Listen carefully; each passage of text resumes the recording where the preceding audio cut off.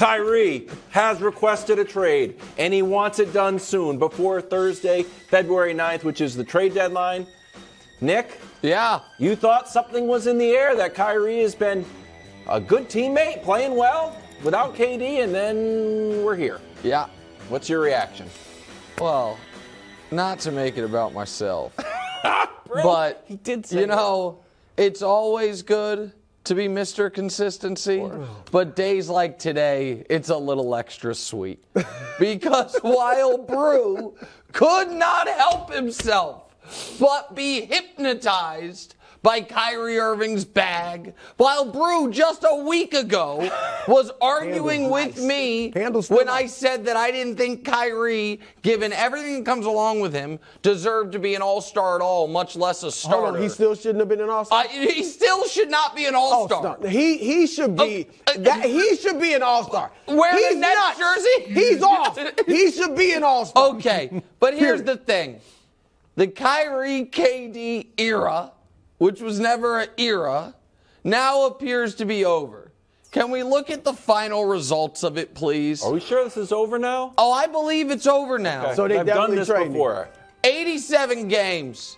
They won a bit more than they lost. They made the playoffs twice.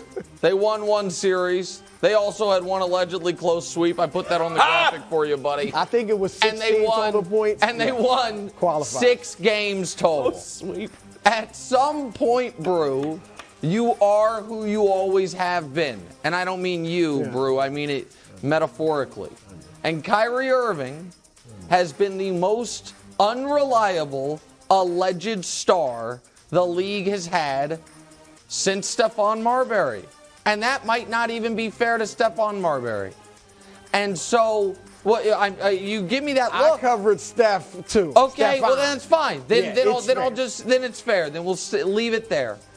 And the fact that otherwise really smart basketball people. This isn't even analysis. This is just a self-congratulatory. Listen, the fact, roast. Yes, I right. have so much respect for your basketball knowledge and instincts. Yet somehow you kept getting okey-doked by this guy because he had 2 weeks of good behavior. Who could have seen this coming, Brew? Everyone. Actually, it was 2.5 months of good behavior. 76 days to be exact, Kyrie was on his best behavior. And look, I do try to give Kyrie the benefit of the doubt because, and this part is serious. I understand a young black man in America searching for his identity and his history in this society. So I try to give him the benefit of the doubt, but the lack of self-awareness he's showing in this is nuts. Because I only see what Kyrie needed to do is play the best basketball he could, not be a problem, which he done for, like I said, 76 days. It was just like he couldn't stand it anymore and had to cause chaos again. Help them go deep, maybe win the East, whatever. And then other teams might want you. The Nets might be willing to give you a better contract because Shams reported they offered a multi-year deal, but with partial guarantees and all types of other things in it, which you got to put in it, right, for Kyrie. Of course. And so and here's where I think I may call your bluff, Nick. You just ripped Kyrie to shreds, right? Yeah. Oh, the handle. Oh, let him go play with the N1 mixed team. Let him go be a Harlem Globetrotter. I didn't say that. There's one place, and I'm going to tell you this. If I only see one team wanting Kyrie. One. I think the Mavs The Los Angeles Lakers. I wouldn't bring him within 100 miles of Luka Doncic. The Los Angeles Lakers. Because LeBron has shown he is such a strong leader that he can make Kyrie live up to his how's that calling my bluff? What do you mean? You sitting here acting like Kyrie Irving cannot be trusted. I wouldn't want him. He's going to cause chaos. He'll wreck shop. That's all true. If the Lakers get Kyrie Irving, they are winning the West. I wouldn't. Listen, with Anthony Davis healthy, LeBron James, and Kyrie Irving. So hold up. You just said Kyrie can't be trusted. Listen, I wouldn't want a crocodile as a pet, but if Steve Irwin would lived in my house, I'd be all right with it. The late great Steve Irwin. No, How long were you thinking about that? I on the fly, man. I couldn't remember his name until right when I started saying it. Here's the thing, guys. Both of these things can be true. Kyrie Irving cannot be trusted to be the leader of a franchise. Okay. Also, if LeBron James is on your team, you are not the leader of the franchise. And we saw it work. And Durant, God bless him, Durant's phenomenal a great player. Not a strong enough leader to keep Kyrie. If he ends up on the Lakers, they're the favorites in the West. Yeah, but you know what else needs to happen? What? Maybe they win the West. Rob Pelinka has served as your personal and professional punching bag. Yeah. You've ridiculed him. You've mocked him. You've criticized him as he's held back these picks that you wanted to just give away for Buddy Hield. And if Rob Pelinka ends up getting Kyrie Irving and brings your guy another championship. Wait a second here. Hold on. So you I can't trust at all. But Brew will be honest here. Did I or did I not the whole lead up to the season add the caveat when I was saying they needed to trade Russ, that if they were holding back because they thought a star might come available, I'm okay with it. I thought it was a risky game to play, but I was okay with it. You guys both know I said that. But more importantly is this. I just want to make sure I have this right. Go. If the Lakers trade for Kyrie Irving, Pelinka gets the credit. No. I mean, look, he is the GM. I get it. I get what you're saying. But he's the GM. That's fine. But I was told he gets none of the blame for the Westbrook trade. Well, you blame him. No. I'm talking to you, Kevin Wildes, who whenever I say anything about the Westbrook trade, you roll your eyes like all of NBA media does and says LeBron made him do it. Do we think Kyrie would be interested in the Lakers, or the Lakers would be interested in Kyrie if LeBron's not there? Okay. Do we all agree this would only happen because of LeBron? Yes. So if this trade happens, I don't have to take a damn thing back that I've said about Rob Pelinka. It's just that evidently LeBron gets all the credit and the blame for all of the Lakers' personnel moves. Now, let me say this, because here is the caveat.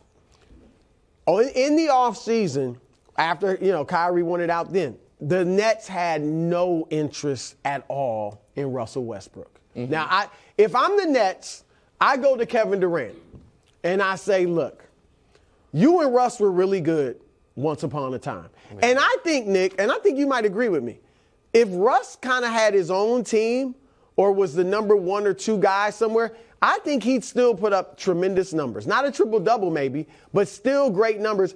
And I think he and Durant, if Durant's open to it, could still be a pretty good team. I think they could be a 4th seed in the East. Well, listen, I think a healthy Durant makes you a fringe contender as long as you have just any pieces around. So, if Kyrie, let's say they don't trade him and he sits out the rest of the year, you think they're a contender? I said fringe contender. I don't even think they're fringe. Can we stay here? But I think if he's with Westbrook, if Durant will take Westbrook, you make the move. If he won't, then I'm like, Kyrie can sit out whatever he wants to do. There's also the potential for a 3-team trade, right? For a team that wants to get off contracts, because the Nets have reportedly wanted size. When we saw Joe Harris and Seth Curry could be available, it's because they wanted size. So maybe there's a team that wants to get off some contracts, like a Utah team, and I know we're going to talk about them in a moment, so it's a 3-team deal. But I said at the top, the partnership's over, and you said, are we sure about that? If they don't make a trade, Brew, would you play Kyrie? Would you now that Kyrie has demanded a trade, would you, if you were, who runs it with the Nets? I'm not even sure anymore. Does he, though? I'm not sure.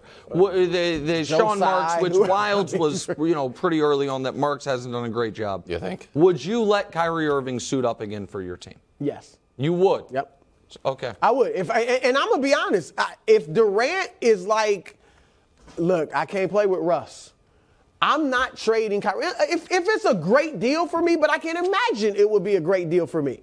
So I would, if Kyrie is willing to play, I'm going to try to.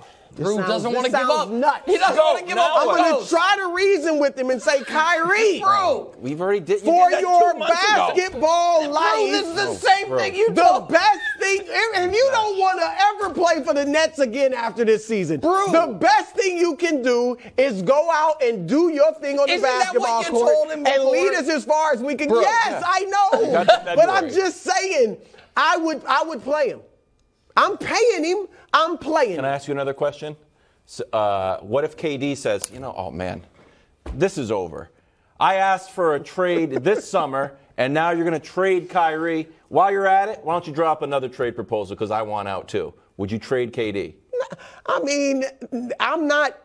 No. I mean, look, you never say never because you never know what you might get for him. But I am not just kowtowing to two players and, you won out. Okay, let me just get whatever I can. No, it's better be a great deal. I'm paying you millions of dollars. You will play basketball for us unless we get a great deal. It should be noted that the thrust of why Kyrie has a bit of leverage here, oddly, is because he's a true free agent after this year, and he can walk, and they get nothing in return. So if the Lakers were to offer Russ and 2 firsts, even if the plan was to buy Russ out, at least then you have those 2 first-round picks. Durant's in a different situation because he has the longer contract attached to it, and I don't think you'd want to hold a Kevin Durant fire sale.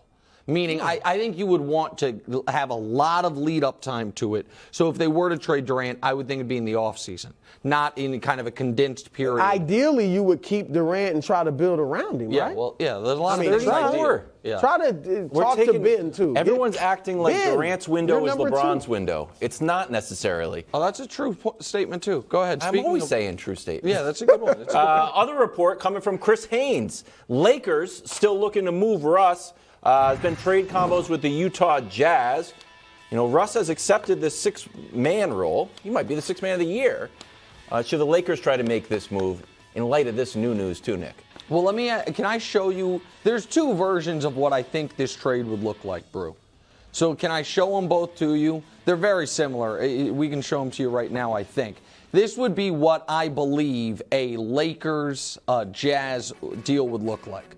Russ, Conley, Clarkson, and Sexton, and you give up the 2 unprotected firsts. Or if the Jazz push back on that, you switch out Colin Sexton, and you end up, we can show you the next one, you put Malik Beasley in that place instead. I like Clarkson. So here's the question I have to you. If what is going out the door is Russ and 2 first-round picks, what trade do you think is better? Kyrie or those 3 players? Kyrie. Even with all the uncertainty surrounding him, I just think LeBron. Look, he's obviously done a 180 on LeBron, right? From when he left him in 2017, a while ago. But I'm just saying he's wanted to play with him again. He's talked about how he should have understood LeBron's leadership and how tough it is. Blah blah blah. And Kyrie solves their problems. Like the trades you mentioned. I mean, obviously Conley and who was the other point? Sexton and all these guys are good. But you got Dennis Schroeder's not bad. And now I got Schroeder, Conley, and Sexton. Kyrie is a great shooter. What they need is shooting. You got Rui, who's a pretty good shooter himself. AD can dominate the interior. LeBron obviously can just do what he wants. And Kyrie would answer your shooting well. Nick, that is a big 3. And they're all, LeBron's not in his prime, but the other 2 are smack dab in the middle of their prime. Here's the thing as to why, for the Lakers, this Kyrie news has to put everything else on hold, at least for a moment. It's a big 3 in a conference that I'm not sure has a big 2. Like what? Like I'm just Jokic and Aaron Gordon, no.